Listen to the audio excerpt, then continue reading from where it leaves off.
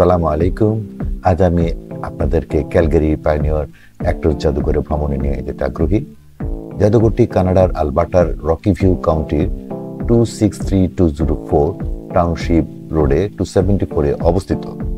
Calgary থেকে মাত্র 45 minute drive দূরে, এরিকানার কাছে। আমি আপনাদের সকলকে এই ব্লগে আন্তরিকভাবে স্বাগত জানাই। আসুন এই অসাধারণ জাদুঘরের সংরক্ষিত মনোমুগ্ধকর ইতিহাস এবং স্মৃতিগুলি অন্বেষণ করে এই রোমাঞ্চকর অভিযান শুরু করি।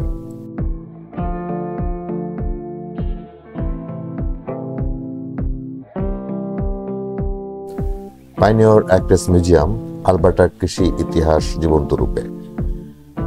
এরিকানা আলবার্টার কাছে অবস্থিত পাইনিয়র অ্যাক্টর্স মিউজিয়াম প্রদেশের অন্যতম বৃহৎ কৃষি ও শিল্প জাদুঘর।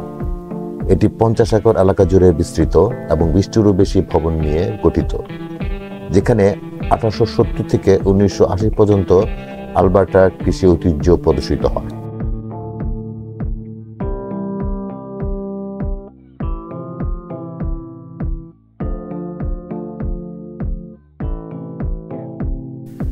ইতিহাসকে চোখের সামনে দেখতে চান?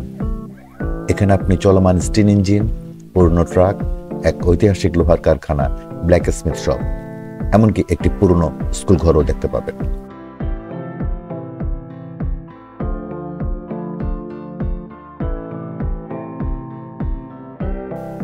বার্ষিক শো ও পুনর্মিলনী মিস করবেন না। প্রতি বছর লং উইকেন্ডের পর আগস্টে আয়োজিত হয় এই বিশেষ ইভেন্ট, যেখানে পুরাতন কৃষিযন্ত্রের লাইভ ডেমো উপভোগ করতে পারবেন।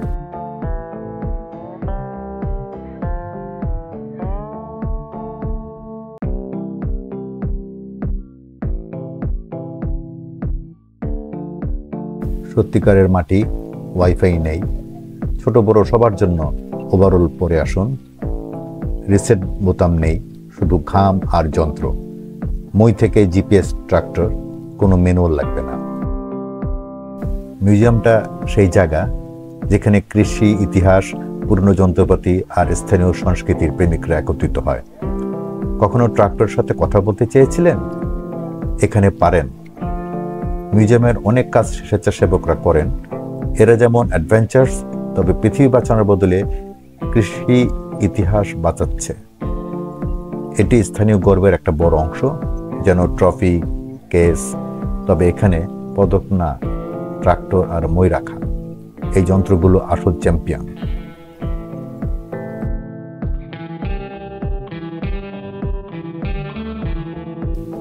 মিউজিয়ামে টিকিটের মূল্য: প্রাপ্তবয়স্ক 18 থেকে 64 বছর $10, সিনিয়র 65 বছর $8, যুবা 13 থেকে 17 বছর $8, শিশু 6 থেকে 12 বছর $5, 5 বছরের নিচে বিনামূল্য। পারিবারিক প্যাকেজ 2 জন প্রাপ্তবয়স্ক প্লাস নির্দিষ্ট সংখ্যক শিশু $25। মূল্য পরিবর্তন হতে পারে। যাওয়ার আগে অফিসিয়াল ওয়েবসাইট বা মিউজিয়ামের সাথে যোগাযোগ করুন। এছাড়া এএমএ সদস্যরা টিকিটের মূল্য থেকে 10% ছাড় পাবেন। মিউজিয়াম সাধারণত মে থেকে সেপ্টেম্বর পর্যন্ত খোলা থাকে, তবে শীতকালীন অক্টোবর থেকে মে চলাকালীন এটি শুধুমাত্র অ্যাপয়েন্টমেন্টে খোলা থাকে। ভ্রমণের আগে সাইট চেক করা বা কল করে নিশ্চিত হওয়া ভালো।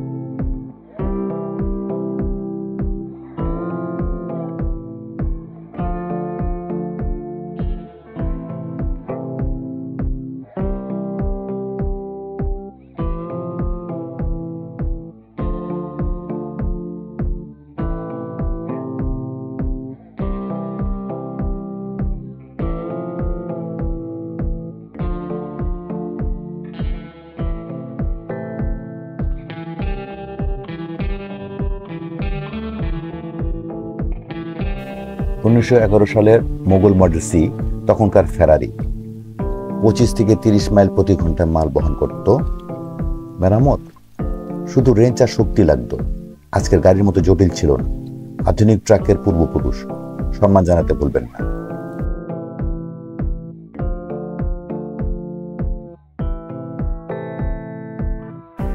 এটা হার্ড পাওয়ার ট্রাক্টর, একদম আসল দানব। যখন হর্স পাওয়ার মানে ছিল আসলেই ঘোড়ার বিকল্প। নেমপ্লেট আর ডিজাইন দেখে বোঝা যায় এটা ক্লাসিক হার্ড পাওয়ার, শক্তিশালী, নির্ভরযোগ্য আর টিকে থাকার মতো। না ছিল জিপিএস, না ছিল ফ্যান্সি ড্যাশবোর্ড, শুধু দারুণ শক্তি আর ঝাঁকাঝাঁকি। সঠিক মডেল বলা কঠিন, কিন্তু এটা একদম ওল্ড স্কুল। যদি ট্রাক্টরের অবসর কিন্তু থাকতো, তাহলে এটা বলতো পাওয়ার স্টিয়ারিং, হা হা হা, আমরাই ছিলাম পাওয়ার।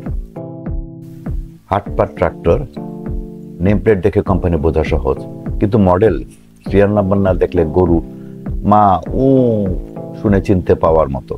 শক্তিশালী পুরনো দিনের বাহাদুর, না সেন্সর, না অটো স্টার্ট, শুধু কাঁচা পাওয়ার। যদি কথা বলতে পারতো, আমাদের সময় লাঠি ছিল সমস্যার সমাধান। রামলি ওয়ার্লপুল নামে বোঝা যায় কেরোসিনে চলতো। তখনকার দানব, শক্তিশালী, মজবুত, যেন সাইকেল থেকে steam engine upgrade. Serial number ছাড়া মডেল চেনা কঠিন, তবে এটা ছিল আসল ট্যাঙ্ক। আজকে ট্রাক্টর দেখলে বলতো আমরা জ্বালানি চুমুক দিতাম না, ঢকঢক করে গিলতাম। ইন্টারন্যাশনাল হারভেস্টার, এটা কেরোসিনে চলতো, 8 থেকে 16 হর্স পাওয়ার। না জিপিএস, না স্ক্রিন, শুধু কাঁচা শক্তি, কোনো ফ্যান্সি ফুয়েল নয়। আধুনিক ট্রাক্টর দেখলে বলতো জিপিএস, আমরা তো চালিয়ে শুধু আশা করতাম।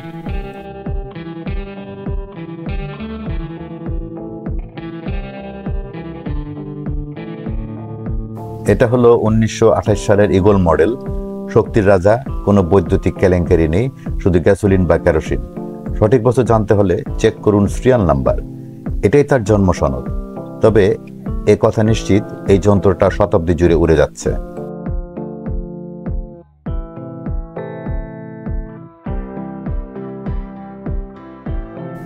এটা হলো হার্ড পাওয়ার 2030, কফি নয়, হর্স পাওয়ার। কোনো জিপিএস বা টাচ স্ক্রিনের দরকার নেই, শুধু শক্তি আর তেল। হার্ড পাওয়ার ছিল ট্রাক্টরের রাজা। যদি কথা বলতে পারতো, বলতো আমরা খেলতে আসিনি, কাজ করতে এসেছি। এটা হলো হার্ড পাওয়ার ট্রাক্টর, সঠিক মডেল বলা কঠিন, তবে এটা হার্ড পাওয়ারের পুরনো এক বিহারি। এখানে কোনো ফ্যান্সি স্ক্রিন নেই, শুধু শক্তি আর মাটি। যদি কথা বলতে পারতো, বলতো আমার কোনো জিপিএস দরকার নেই, শুধু ফসলের মাঠ চাই।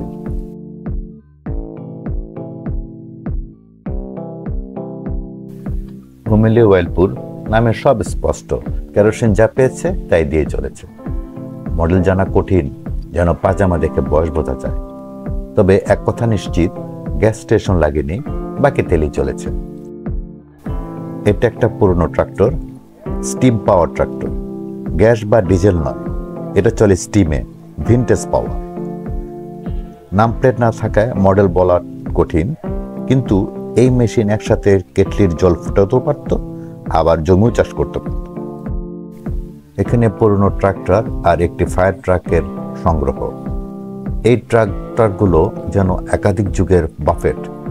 আর ফায়ার ট্রাক হতে পারে এটা ট্রাক্টরের ছদ্মবেশ, কে জানে। অপেক্ষা করুন, আমরা কিছু না কিছু আবিষ্কার করব, অথবা অন্তত মজা তো হবে।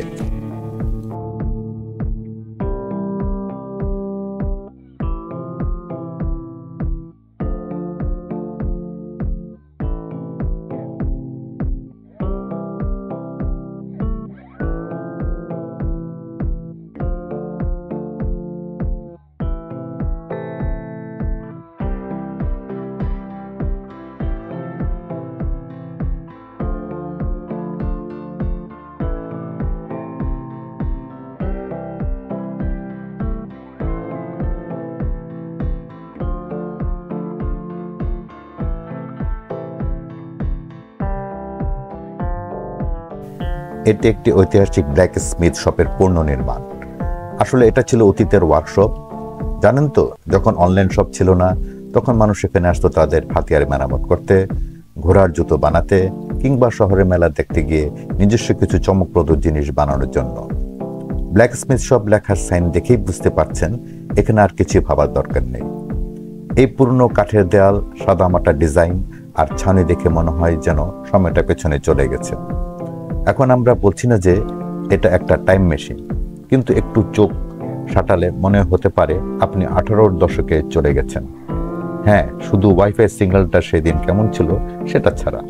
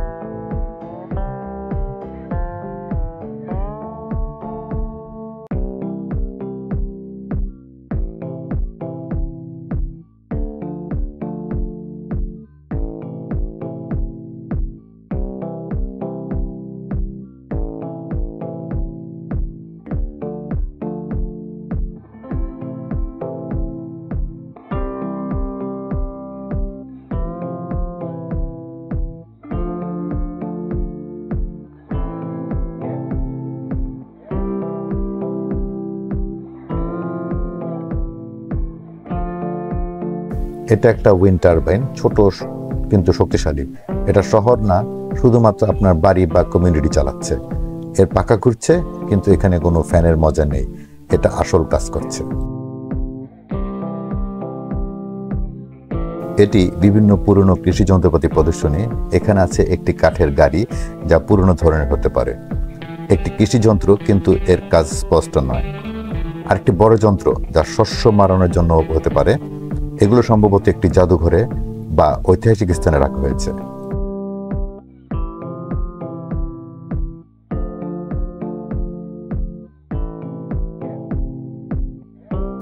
এটা একটা পুরনো স্টিম ট্র্যাকশন ইঞ্জিন।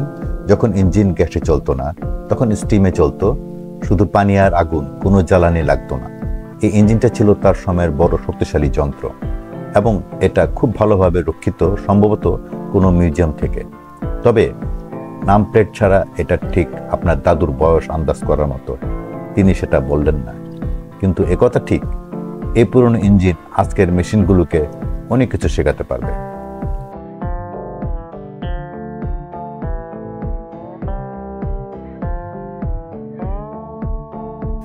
পাইনিয়র অ্যাকার্স শুধুমাত্র একটি মিউজিয়াম নয়, বরং একটি টাইম মেশিন। এখানে ইতিহাস শুধু বইয়ের নয়, জীবন্ত হয়ে উঠেছে।